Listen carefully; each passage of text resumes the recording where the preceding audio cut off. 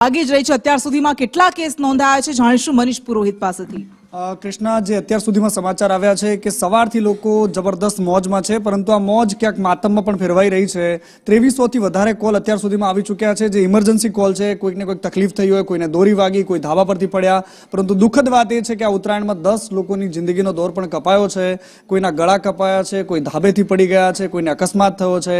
આવી અનેક ઘટનાઓ આવી છે, પરંતુ સાવધાનીની સાથે ઉત્તરાયણ ઉજવવામાં આવે તો જ સાચા ઉત્તરાયણનો પર્વ સમજી શકાશે, કારણ કે આ ખુશીઓનો પર્વ છે। લોકો પરિવાર સાથે કિલ્લોલ કરે છે, મિત્રો સાથે મોજ કરે છે, પરંતુ બધાની વચ્ચે જેના ઘરમાં આ પ્રકારની દુર્ઘટના ઘટે છે એમને વર્ષો સુધી કદાચ એ યાદો બહુ જ ભયાનક સાબિત થઈને આની આંખોની સામે એ ચિત્ર ઊભું કરે છે।